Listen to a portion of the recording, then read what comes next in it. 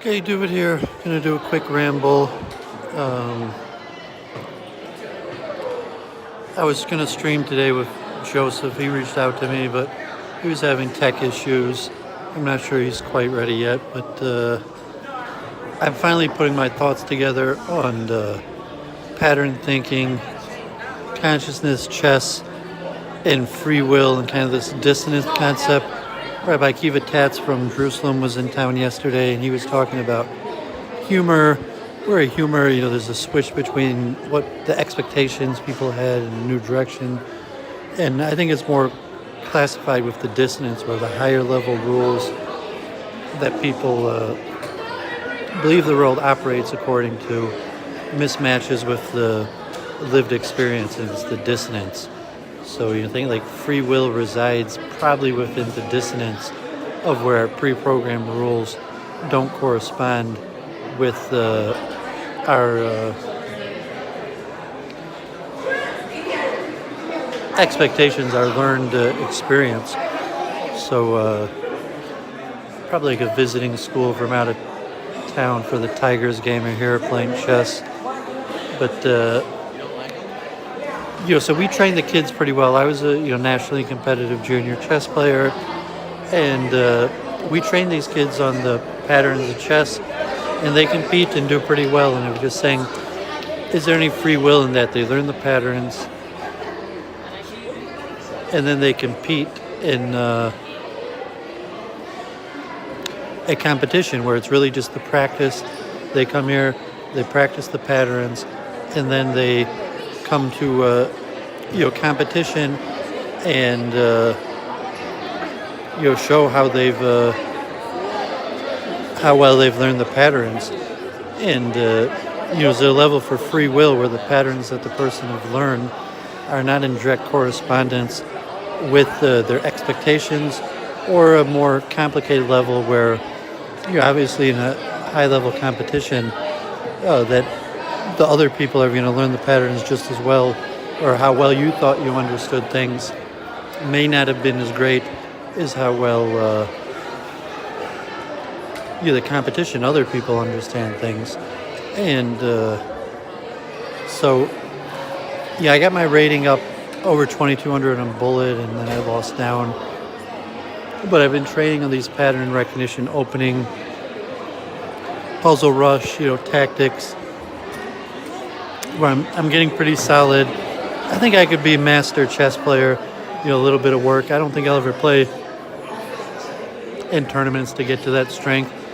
And, all this research I'm doing, constantly studying things, all these various areas like Second Temple Judaism, ancient Rome, Europe, Holocaust, World War II, and like all the scientific endeavors in different forms of engineering and physics.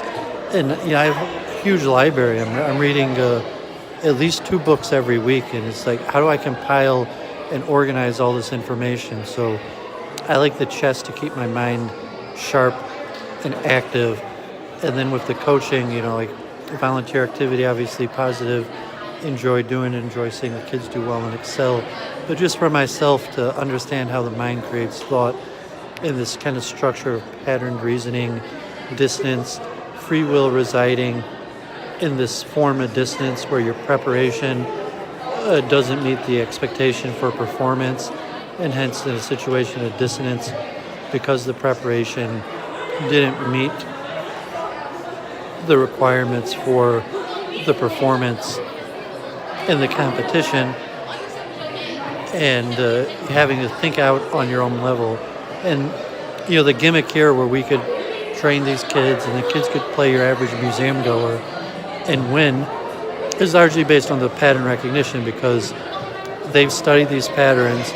And so someone coming to play the game against one of these kids, it's basically impossible that they're going to on the spot recognize the patterns better than the kids who've had large amounts of training, even if they have significant intelligence or ability.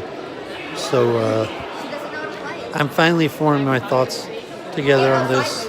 In this, chess as a mode of thinking, pattern recognition, dissonance, and the pedagogic tool as in teaching. And a lot of these times, like, okay, I argue immigration, multiculturalism, anti-Semitism, all these like things that I have discussions and arguments about again and again and again. And it's similar to chess, the structure of these thought patterns that people go about, and you can kind of see a person's thinking. So on the chessboard, like an opening preparation, there's a lot of opening traps and opening mistakes where if you have better preparation than somebody else, you could kind of see the pattern mistakes that the person may be going through. And the same way with thought formation in general, a lot of these complicated things like the quantum mind, quantum consciousness, reincarnation, religious things like Talmudic thought, things that are relatively very complicated and require large amounts of prerequisite knowledge and previous understandings to organize the thought in the way that you could teach a person chess. So we have a kid, and you say we're going to take the kid and get him up to a certain level of play, and we have a program that this is what you need to do in order to have a certain chess strength, and really organize all types of thought formation in the same way. So I wanted to do this little ramble. I think I'm just going to leave it quick. I'm going to do some tutoring, got a big crowd. So Shabbat Shalom, everyone. Blessings. Take care.